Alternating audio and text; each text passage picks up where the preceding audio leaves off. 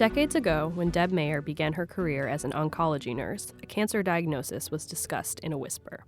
Few treatments existed to extend a patient's life, and survivors were not a patient population the oncology community considered. Fast forward 40 years. The hard conversations about life and death no longer elude us. Mayer learned firsthand what it feels like for a patient with cancer to consider the worst. She, too, is a survivor. As the only nurse appointed to former Vice President Joe Biden's Cancer Moonshot initiative, Mayer shares with friend and colleague Kathy Knafl why she lends her voice to the ever-growing group of conquerors in need of information and guidance on life after cancer. We hear from Deb first. When I started in oncology in 1975, there wasn't survivorship as a field because people didn't live that long. And when they were diagnosed with cancer, it was just at the time where we were starting to talk about it and even name it and tell people that they had cancer, because prior to that time, it was the whisper. We didn't tell people because it was bad to do. In 1975, the 5-year survival rate for all cancer survivals was about 48%. So not even half of the people lived 5 years.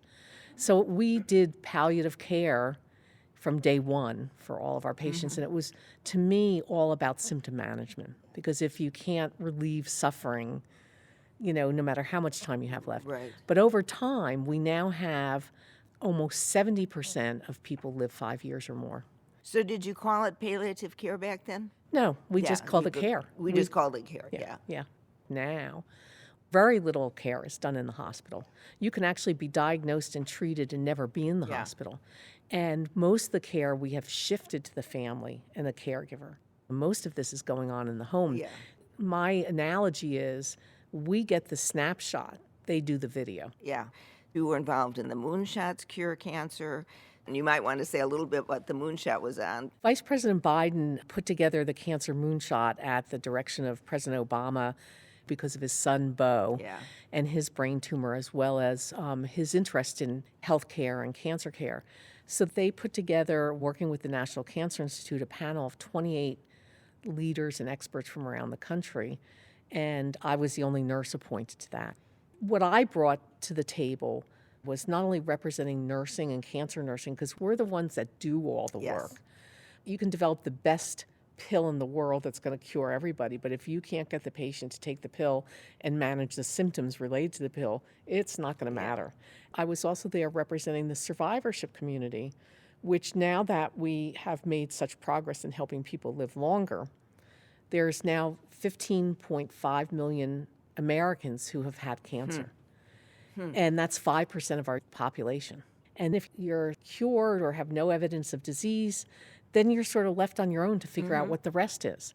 And that's when the survivorship movement started building in the 80s and 90s to say, don't forget about us. We're living with the residual issues of having the diagnosis, whether it's physical or psychological, as well as the long-term and late effects of what we've done to them to get them there. Yeah. I love the picture with you and Joe Biden. I had my 15-second photo talk down, and I look up and I'm like, oh my God, he's tall, and he's got gorgeous blue eyes. And it's like, oh, I think I'm in love. It was one of my personal highlights. Yeah, it should be. I guess I've always been, frankly, really impressed with your ability to make a difference on multiple fronts as an educator, as a researcher, as a clinician. Do you see any one of those as the driver? Being a clinician drives everything. Okay. Because my obligation to my patients of today is to learn lessons that make it better for the patient for tomorrow.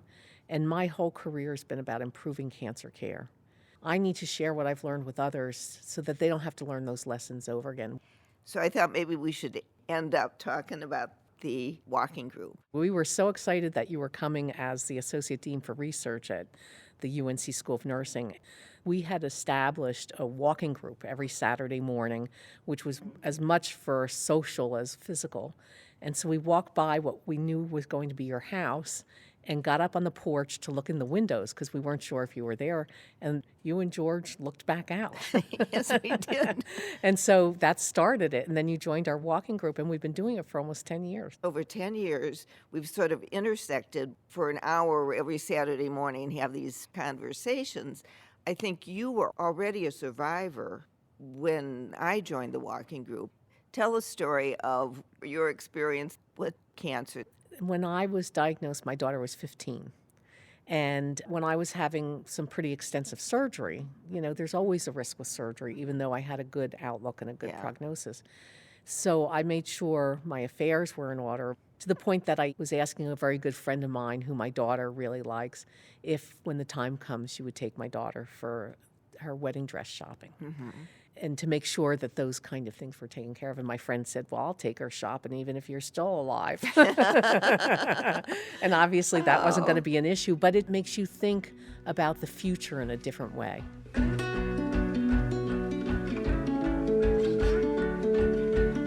The Conquer Cancer Foundation's mission is to conquer cancer worldwide by funding breakthrough research and sharing cutting-edge knowledge. To learn more about the participants in this session and others like it, please visit conquer.org/StoryCorps.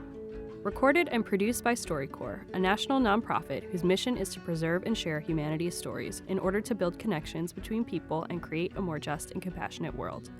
Learn more at StoryCorps.org.